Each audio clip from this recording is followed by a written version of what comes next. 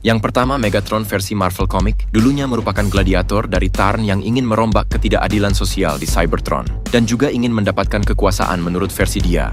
2. Super Megatron. Dalam manga Battlestars, ia sebelumnya adalah Galvatron yang dibangkitkan lagi oleh Dark Nova untuk memimpin pasukan Galaman dalam melawan Star Convoy. Ketiga, Dreamwave Megatron. Merupakan gladiator yang sadar bahwa pertunjukan ini hanyalah kedok para pemimpin tua Cybertron untuk menutupi sejarah asli Cybertron. Karena merasa dikhianati, dia mulai mendirikan Decepticon sebagai awal pemberontakan. Keempat, IDW Megatron versi 2005. Dalam versi ini, ia adalah penambang energon di Cybertron yang mempunyai tujuan untuk mengubah sistem Cybertron. Tapi karena pemerintah Cybertron kurang suka, ia pun marah dan mulai melakukan pemberontakan dengan membunuh salah satu senat. Kelima, IDW Megatron versi 2019. Merupakan pemimpin kelompok bernama Asecticons, yang bertujuan untuk menentang regulasi sosial Cybertron yang dianggap mengekang kebebasan. Namun sayangnya ada momen di mana Megatron merubah kelompoknya ini menjadi Decepticons. Keenam, Shattered Glass Megatron versi Fun Publication. Dulunya adalah dosen matematika yang membentuk kelompok bernama Decepticons untuk menentang kekuasaan faksi Autobots. Dengan visinya ini, Megatron bertujuan agar Autobots tidak pernah menaklukkan dunia atau planet lain. Ketujuh, Shattered Glass Megatron versi IDW. Awalnya penambang kasta rendah yang berusaha melawan ketidakadilan dan korupsi di Cybertron. Awalnya gerakan Megatron ini hanyalah demo biasa, namun lama-kelamaan malah menjadi perang besar di Cybertron. Kedelapan, Megatron versi Transtech. Merupakan tokoh penting di Axiom Nexus dan dulunya adalah wasit di arena gladiator. Kesembilan, Megatron versi Transformers Timelines Issue 11. Merupakan tahanan yang kabur dari Axiom Nexus setelah pemadaman hebat terjadi. Ia juga mendapat julukan sebagai Cybertron Most Wanted. Kesepuluh, Megatron versi Skybound. Versi di mana Megatron adalah tokoh kuat namun cacat secara fisik. Ia juga punya dendam ke Starscream dan ingin kembali memimpin Decepticons. Ke-11, Megatron versi J1. Pemimpin Decepticons yang percaya bahwa Transformers harus dipimpin oleh seorang yang kuat. Dia juga berniat menaklukkan Cybertron dan alam semesta. Dan di tengah serial, ia harus sekarat dan bertemu dengan Unicron sebelum akhirnya diubah menjadi Galvatron. Ke-12, Robots in Disguise Megatron versi 2001. Di sini ia merupakan pemimpin Predacons dan juga merupakan Six Changer namun jarang bergerak secara langsung. Dalam versi ini, ia bertujuan untuk mencari Fortress Maximus. Dan setelah menjadi Galvatron, ia jadi lebih aktif dalam pertempuran di lapangan. Ke-13, Megatron versi Armada.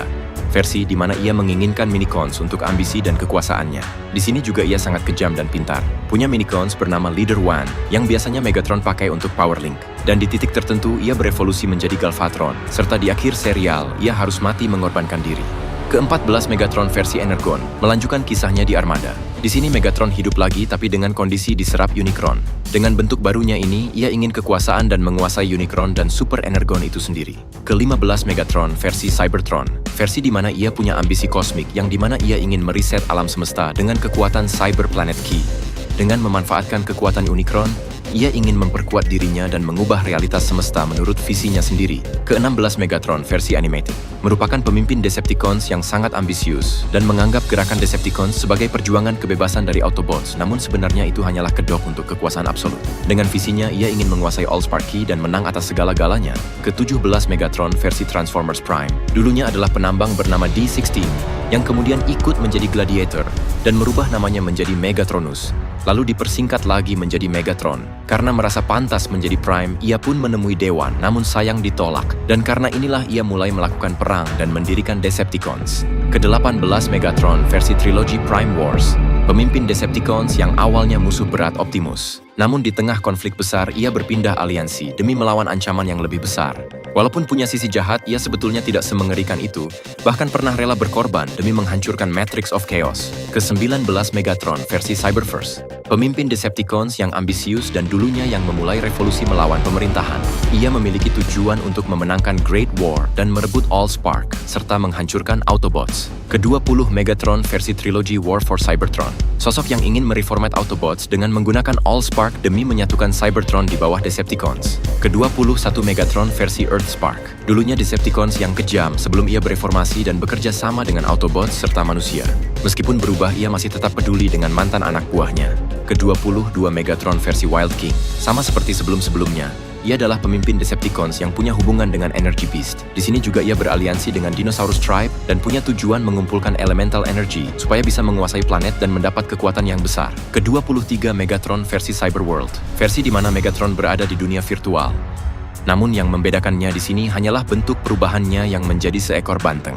Ke-24 Megatron versi Transformers One. Dulunya pekerja tambang yang menemukan sebuah pesan misterius dan membawa dia ke kebenaran tentang Sentinel Prime. Merasa terhianati, ia pun berencana membunuh Sentinel agar bisa mengubah Cybertron secara radikal. Ke-25 Megatron versi Bayverse. Pemimpin Decepticons yang ingin menguasai Allspark dan mendominasi Cybertron dan bumi. Di film pertama ia menjadi Jet Cybertronian, sedangkan di film kedua ia malah menjadi Triple Changer, dan di film ketiga ia punya Mode Truck. Dengan ambisi besar, ia menjadi pemimpin yang tak segan membunuh, tapi ironisnya ia malah sering sekarat dan mati. Untuk film keempatnya sendiri, ia malah menjadi Galvatron, walaupun hanya sebentar. Jadi intinya dia punya peran sebagai ancaman besar selama film ini berlangsung.